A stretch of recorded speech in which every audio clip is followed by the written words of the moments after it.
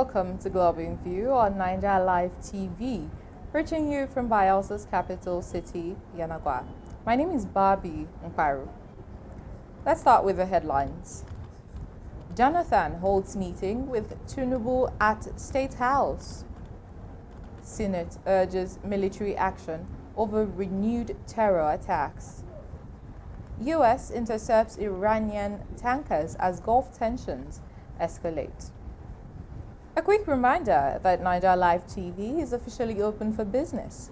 If you are looking to boost your brand through paid adverts or sponsorships, we are your number one for reach and impact.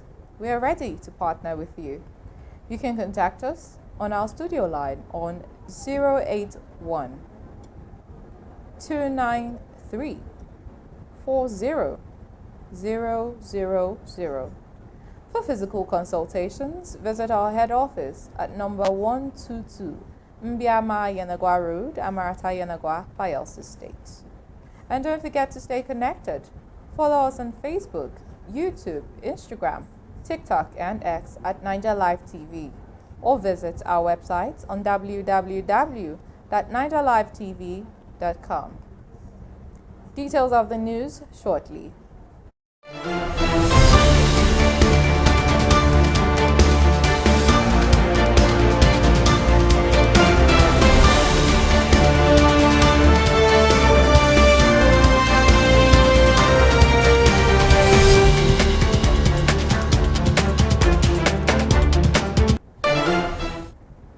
Glad you're still with us in the news. Former President Goodluck Jonathan has met with President Bola Tinubu at the State House in Abuja. The meeting is part of ongoing consultations between both leaders on West African political affairs and Nigeria's continental engagements. The visit was confirmed by the Special Advisor to the President on Information and Strategy, Bayo Onanuga, who shared photographs of the engagements. Images from the meeting showed both leaders in a relaxed discussion reflecting continued dialogue on regional and national issues. Meanwhile, the federal government has announced plans to grant debt relief to domestic airlines as part of efforts to cushion the impact of rising costs of Jet A1 fuel. Minister of Aviation and Aerospace Development, Festus KMO, disclosed this during a meeting in Abuja convened to address the fuel crisis, noting that the president has approved the consideration of discounts or debts owed by airlines to aviation agencies, including the Nigerian Airspace Management Agency, Federal Airports Authority of Nigeria, and Nigerian Civil Aviation Authority.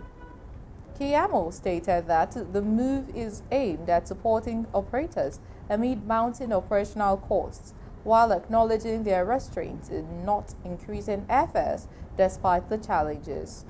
He added that the president remains concerned about the situation and is committed to measures that will stabilize the aviation sector. The Senate has raised fresh concerns over mounting casualties from renewed terror attacks, urging the armed forces to take urgent steps to halt assaults on military formations in Northeast. Lawmakers condemned the attacks and observed a minute of silence in honor of fallen military personnel and affected civilians. The chamber also directed the Chief of Defense Staff and service chiefs to conduct a comprehensive operational and logistical audit of recent incidents in Mongono and Benisheke. According to the Senate, the review should assess equipment advocacy, operational readiness, and rules of engagement to address gaps exposed by attacks. The lawmakers urged the armed forces to strengthen compliance with international humanitarian law, enhance training on civilian protection, and investigate allegations of civilian harm to ensure accountability. They also called on residents of affected communities to support security challenges and agencies with timely intelligence, noting that cooperation remains vital to counter-insurgency efforts. The Nigeria Center for Disease Control has confirmed that a reported COVID-19 case in Cross River State has been isolated and is in stable condition. In a statement, the agency said that the patient is receiving appropriate care in line with national treatment guidelines. It added that response measures, including contact tracing, surveillance, and infection prevention, as well as control protocols, have been activated in collaboration with the State Ministry of Health and relevant partners.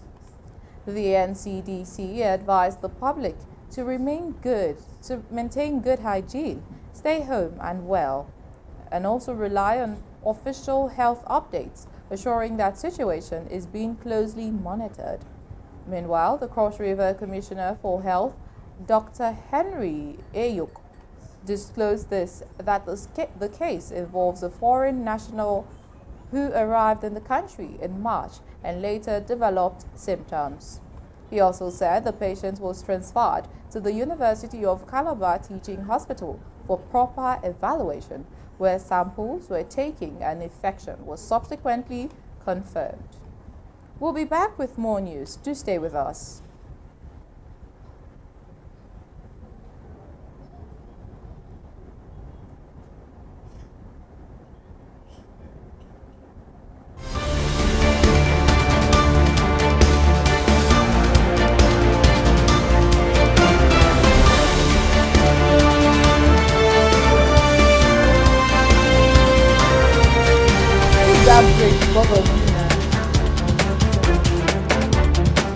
In foreign news, the United States military has intercepted at least 3 Iranian-flagged tankers in Asian waters, redirecting them away from positions near India, Malaysia, and Sri Lanka.